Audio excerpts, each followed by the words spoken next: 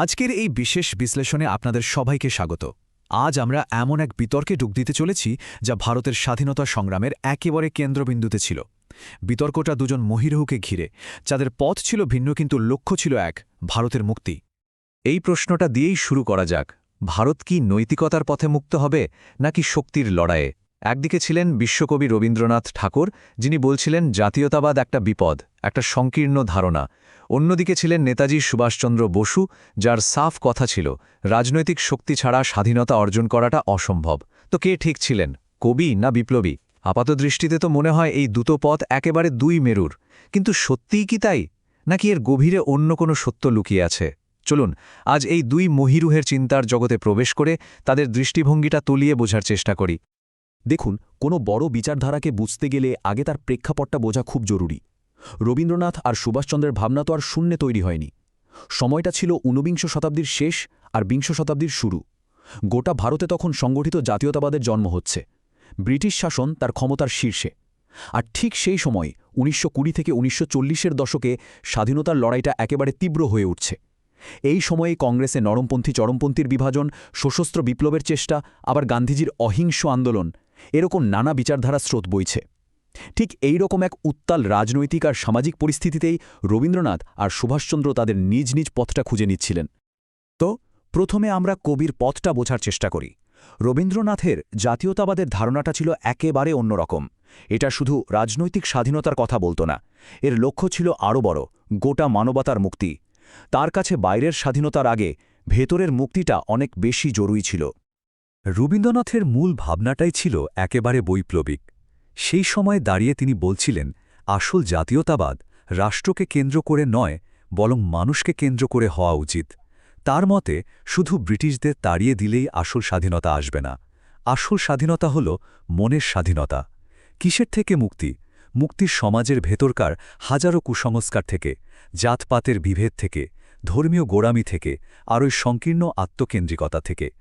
তিনি বিশ্বাস করতেন, একটা দেশের মানুষ যদি মানসিকভাবে পরাধীন থাকে তাহলে রাজনৈতিক স্বাধীনতা পেয়েও কোনো লাভ হবে না। তাই তার কাছে চূড়ান্ত লক্ষ্য ছিল মানুষের চেতনার মুক্তি। তাহলে রবীন্দ্রনাথের জাতীয়তাবাদ মানে ঠিক কি? এটা আসলে একটা নৈতিক আর সাংস্কৃতিক জাগরণের কথা বলে। তিনি আত্মশক্তির কথা বলতেন, মানে নিজেদের শক্তিকে জাগিয়ে তোলা। কিভাবে?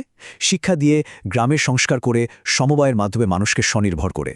তার যুক্তি ছিল, আমরা যদি নিজেদের সমাজের ভেতরের সমস্যাগুলো, যেমন ধরুন অশিক্ষা, দারিদ্র্য, জাতপাত, এগুলোই দূর করতে না পারি, তাহলে ব্রিটিশদের তাড়িয়ে যে নতুন রাষ্ট্র আমরা গড়ব, সেটাও তো একটা শোষণকারী যন্ত্র হয়ে উঠবে। তাই তার কাছে জাতীয়তাবাদ ছিল একটা আত্মশুদ্ধির প্রক্রিয়া, ভেতর থেকে শক্তিশালী হয়ে ওঠার পথ। রাষ্ট্রশক্তির চেয়েও সমাজের শক্তিকে তিনি বড় করে দেখতেন। এই স্লাইডে আমরা তার দর্শনের মূল ভিত্তিগুলো দেখতে পাচ্ছি। প্রথমত, তিনি ইউরোপের ওই আগ্রাসী উগ্র জাতীয়তাবাদের ঘোর বিরোধী ছিলেন। তিনি দেখছিলেন কিভাবে ইউরোপে এই জাতীয়তাবাদ একে অপরের সাথে যুদ্ধ, ঘৃণা আর সাম্রাজ্যবাদ তৈরি করছে। তিনি বলতেন, এই জাতীয়তাবাদ একটা যান্ত্রিক জিনিস যা মানুষের আত্মাকে পিষে মারে। এর বদলে তিনি আন্তর্জাতিকতাবাদ বা বিশ্ব মানবতার কথা বলতেন। তিনি স্বপ্ন দেখতেন ভারত তার ভালোবাসা, সহনশীলতা আর সমন্বয়ের আদর্শ দিয়ে গোটা বিশ্বকে পথ দেখাবে। আর এই লক্ষ্যে পৌঁছানোর উপায় হিসেবে তিনি হিংসাকে পুরোপুরি বাতিল করে দিয়েছিলেন। তার পথ ছিল শিক্ষা, গ্রামোন্নয়ন আর সাংস্কৃতিক জাগরণের মাধ্যমে আত্মশক্তি অর্জন। তার ন্যাশনালিজম বইয়ের এই কথাটা দেখুন, কি অসাধারণভাবে তার চিন্তার সারমর্মটা তুলে ধরে। তিনি বলছেন, রাষ্ট্র যখন শুধু ক্ষমতা আর সমৃদ্ধির পেছনে ছোটে, তখন সেটা একটা সংগঠিত স্বার্থপরতা হয়ে দাঁড়ায়, যেখানে মানবিকতা বা আধ্যাত্মিকতার কোনো জায়গা থাকে না। তার ভয়টা ছিল এখানেই। তিনি আশঙ্কা করতেন, এই রাষ্ট্রকেন্দ্রিক জাতীয়তাবাদ শেষ পর্যন্ত ব্যক্তির স্বাধীনতাকে, তার সৃজনশীলতাকে শেষ করে দেবে। তাই তিনি এমন এক সমাজ চেয়েছিলেন যা রাষ্ট্রের চেয়েও বড়, যেখানে মানুষের সঙ্গে মানুষের সম্পর্কটাই আসল। রবীন্দ্রনাথের এই মানবতাবাদী দর্শনের ঠিক উল্টো দিকে দাঁড়িয়েছিলেন সুভাষচন্দ্র বসু। এবার আমরা তার পথটা মানে বিপ্লবীর পথটা দেখব। সুভাষচন্দ্রের যুক্তি ছিল খুব সোজাসাপটা। নৈতিক আদর্শ খুবই ভালো জিনিস, কিন্তু খালি হাতে রাজনৈতিক ক্ষমতা ছাড়া সেই আদর্শকে প্রতিষ্ঠা করা যায় না। পরাধীন দেশে তো নয়ই। সুভাষচন্দ্র ভাবনা ছিল একেবারে বাস্তববাদী। রবীন্দ্রনাথ যেখানে জাতীয়তাবাদকে একটা দার্শনিক স্তরে দেখছিলেন, সুভাষচন্দ্র তাকে দেখছিলেন ব্রিটিশ সাম্রাজ্যের বিরুদ্ধে লড়াইয়ের একটা অব্যর্থ হাতিয়ার হিসেবে। তার কাছে একটা পরাধীন জাতির জন্য স্বাধীনতার চেয়ে বড় আর কোনো অগ্রাধিকার থাকতে পারে না। আর এই স্বাধীনতা অর্জন করতে হবে আপসীন সংগ্রামের মাধ্যমে। কোনো আবেদন নিবেদন নয়, কোনো আংশিক স্বাধীনতা নয়, চাই পূর্ণ স্বাধীনতা। তাই তার কাছে জাতীয়তাবাদ ছিল দেশের মানুষকে একজোট করে ব্রিটিশদের বিরুদ্ধে লড়াইয়ের জন্য প্রস্তুত করার একটা রাজনৈতিক কৌশল। তার জাতীয়তাবাদের সংজ্ঞাটা ছিল খুব স্পষ্ট আর লক্ষ্যভিত্তিক। প্রথম লক্ষ্য সম্পূর্ণ স্বাধীনতা অর্জন। দ্বিতীয় লক্ষ্য সেই স্বাধীনতা রক্ষার জন্য একটা শক্তিশালী সার্বভৌম রাষ্ট্র তৈরি করা। আর এই লক্ষ্যে পৌঁছানোর জন্য যে কোনো পথ গ্রহণ করা যেতে পারে। তিনি বুঝেছিলেন যে ব্রিটিশ সাম্রাজ্য একটা সুসংগঠিত সামরিক আর রাজনৈতিক শক্তি। তাকে হারাতে গেলে শুধুমাত্র নৈতিক আবেদন যথেষ্ট নয়, তার জন্য প্রয়োজন সমান শক্তিশালী, সুশৃঙ্খল, সংগঠিত একটা বিপ্লবী আন্দোলন। দরকার হলে সশস্ত্র সংগ্রাম। সুভাষচন্দ্রের দর্শনের ভিত্তিগুলো ছিল কঠিন বাস্তবতার উপর দাঁড়ানো। তিনি বিশ্বাস করতেন স্বাধীনতাকেও থালায় সাজিয়ে দেবে না, ওটা আদায় করে নিতে হবে, ছিনিয়ে নিতে হবে। এই বিশ্বাস থেকেই তিনি কংগ্রেসের নরমপন্থী নীতির সমালোচনা করতেন। তিনি বুঝেছিলেন ব্রিটিশরা শক্তির ভাষা ছাড়া অন্য কোনো ভাষা বোঝে না, আর তাই তিনি সশস্ত্র বিপ্লবের প্রয়োজনীয়তার কথা বলেছিলেন। আজাদহীন ফৌজ গঠন করা বা জার্মানি জাপানের মতো ব্রিটিশদের শত্রু শিবিরের সাহায্য নেওয়া, এগুলো সবই ছিল তার সেই বাস্তববাদী রাজনীতিরই প্রতিফলন। তার লক্ষ্য ছিল একটাই, যে কোনো উপায়ে ভারতকে স্বাধীন করা। আর স্বাধীনতার পরে তিনি একটা শক্তিশালী, কেন্দ্রীভূত, সমাজতান্ত্রিক ধাঁচের রাষ্ট্র গড়তে চেয়েছিলেন, যাতে দেশ দ্রুত উন্নতি করতে পারে। তার এই বিখ্যাত উক্তিটা শুধু একটা স্লোগান নয়, এটা তার পুরো দর্শনের নির্যাস। এই একটা লাইনের মধ্যে দিয়ে তিনি পরাধীন ভারতবাসীকে জাগিয়ে তুলতে চেয়েছিলেন। তিনি বোঝাতে চেয়েছিলেন স্বাধীনতা বিনামূল্যে আসে না, এর জন্য ত্যাগ করতে হয়, রক্ত দিতে হয়, প্রাণের ঝুঁকি নিতে হয়। এটা ছিল দেশের যুব সমাজের প্রতি তার এক প্রত্যক্ষ আহ্বান, যা বোঝায় যে মুক্তি ভিক্ষা করে পাওয়া যায় না, লড়াই করে অর্জন করতে হয়। বেশ, তাহলে আমরা দুটো একেবারে আলাদা চিন্তাধারা দেখলাম। একজন বলছেন মানবতার মুক্তির কথা, ভেতরের শক্তির কথা। আরেকজন বলছেন রাজনৈতিক ক্ষমতার কথা, বাইরের শক্তির কথা। তো এগুলো কি সত্যি একে অপরের বিরোধী, নাকি এই দুই ভিন্ন পথের শেষে গিয়ে কোনো একটা সেতু ছিল যা তাদের মিলিয়ে দিয়েছিল? চলুন এবার সেই বিশ্লেষণটা করা যাক। এটা ভাবা খুব স্বাভাবিক যে তাদের দুজনের পথ ছিল পুরোপুরি আলাদা। একদিকে কবি, যিনি নৈতিকতার কথা বলছেন, অন্যদিকে সৈনিক, যিনি বাস্তবতার কথা বলছেন। কিন্তু ভারতের স্বাধীনতা সংগ্রামের ইতিহাসটা এত সরল ছিল না।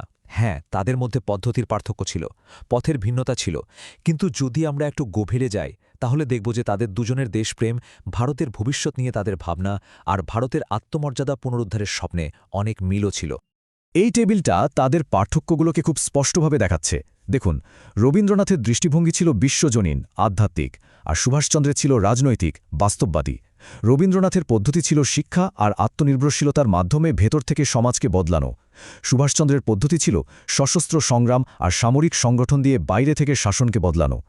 রবীন্দ্রনাথ চেয়েছিলেন এমন এক সমাজ যা রাষ্ট্রের ক্ষমতার ঊর্ধ্বে থাকবে, আর সুভাষচন্দ্র চেয়েছিলেন একটা শক্তিশালী রাষ্ট্র যা দেশকে রক্ষা করবে। কিন্তু প্রশ্নটা হলো, একটা ছাড়া কি অন্যটা সম্ভব? একটা শক্তিশালী সমাজ ছাড়া কি রাষ্ট্র শক্তিশালী হতে পারে? আবার একটা স্বাধীন রাষ্ট্র ছাড়া কি সমাজের মুক্তি সম্ভব? এখানেই তাদের চিন্তা এসে মিলে যায়। আর এটাই হলো সবচেয়ে গুরুত্বপূর্ণ কথা। পথ যতই ভিন্নই হোক না কেন, গন্তব্যটা কিন্তু তাদের দুজনেরই এক ছিল। সেই গন্তব্য হল ঔপনিবেশিক শাসনের অবসান আর ভারতের হারানো গৌরব ও মর্যাদা পুনরুদ্ধার করা। দুজনেই ব্রিটিশ সাম্রাজ্যবাদের কট্টর সমালোচক ছিলেন। রবীন্দ্রনাথ ঔপনিবেশিক শাসনকে দেখতেন মানবতার অপমান হিসেবে, যা মানুষের আত্মাকে ছোট করে দেয়। আর সুভাষচন্দ্র একে দেখতেন রাজনৈতিক দাসত্ব হিসেবে, যা একটা জাতিকে পঙ্গু করে দেয়। কিন্তু ভারতের অপমান আর পরাধীনতার প্রশ্নে তারা দুজনেই ছিলেন আপোষহীন। তাদের মিলের জায়গাগুলো কিন্তু কম ছিল না। দুজনেই বিশ্বাস করতেন যে ভারতের মানুষের মন থেকে দাসুলভ মানসিকতা দূর করতে হবে, জাতীয় আত্মমর্যাদা পুনরুদ্ধার করতে হবে। ঐতিহাসিকরা বলেন এই একটা জায়গাতে তাদের চিন্তার গভীর মিল ছিল। আর একটা খুব বড় মিল হল, তারা দুজনেই একটা ধর্মনিরপেক্ষ, সব ধর্মবর্ণের মানুষকে নিয়ে একসঙ্গে চলার মতো ভারতে বিশ্বাস করতেন। রবীন্দ্রনাথ তার লেখায় বারবার সাম্প্রদায়িকতার বিপদের কথা বলেছেন, আর সুভাষচন্দ্র তো তার আজাদ হিন্দ ফৌজে হিন্দু, মুসলিম, শিখ সবাইকে একসাথে কাঁধে কাঁধ মিলিয়ে লড়াই করার সুযোগ করে দিয়ে তার এক বাস্তব উদাহরণ তৈরি করেছিলেন। তারা শুধু অতীতের গৌরব নিয়ে বসে থাকতে চাননি, দুজনেই একটা নতুন আধুনিক ভারতের স্বপ্ন দেখতেন। ব্যাপারটাকে আমরা এভাবেও ভাবতে পারি, রবীন্দ্রনাথ তৈরি করেছিলেন স্বাধীনতার কেন, অর্থাৎ স্বাধীনতা কেন দরকার, আমরা কেমন স্বাধীন ভারত চাই, তার নৈতিক আর দার্শনিক ভিত্তিটা তিনি গড়ে তুলেছিলেন।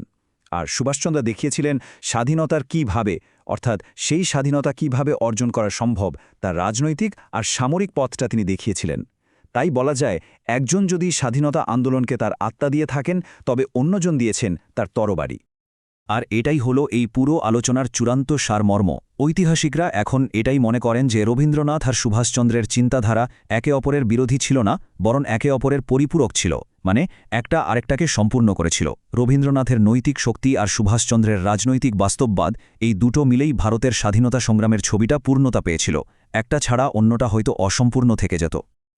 সুতরাং আমরা যে প্রশ্ন দিয়ে শুরু করেছিলাম, কবি না বিপ্লবী, কে সঠিক ছিলেন, তার উত্তরটা হল ভারতের স্বাধীনতার জন্য দুজনেরই প্রয়োজন ছিল। রবীন্দ্রনাথ আন্দোলনকে তার বিবেক দিয়েছিলেন, সঠিক ভুলের দিশা দেখিয়েছিলেন, আর সুভাষচন্দ্র দিয়েছিলেন তার সাহস, লড়াই করার অদম্য জেদ। বিবেক ছাড়া সাহস যেমন অন্ধ হয়ে যেতে পারে, তেমনি সাহস ছাড়াও বিবেক অসহায়। তাই ভারতের মুক্তি সংগ্রামের জন্য এই দুটোই ছিল অপরিহার্য। এই ঐতিহাসিক আলোচনাটা শেষ পর্যন্ত আমাদের একটা চিরন্তন প্রশ্নের সামনে এনে দাঁড় করায়। প্রশ্নটা শুধু ভারত বা সেই সময়ের জন্য নয়, এটা আজকের দিনেও যে কোনো দেশের জন্যই প্রাসঙ্গিক। প্রশ্নটা হলো, যে কোনো দেশের সত্যিকারের অগ্রগতির জন্য নৈতিক শক্তি আর রাজনীতিক ক্ষমতার মধ্যে সঠিক ভারসাম্যটা ঠিক কীরকম হওয়া উচিত? এই প্রশ্নের উত্তর হয়তো প্রত্যেক সমাজকে, প্রত্যেক প্রজন্মকে নিজেদের মতো করে খুঁজে নিতে হয়। এই চ্যানেলটি সাবস্ক্রাইব করুন এবং আপনার বন্ধুদের সাথে শেয়ার করুন। ধন্যবাদ।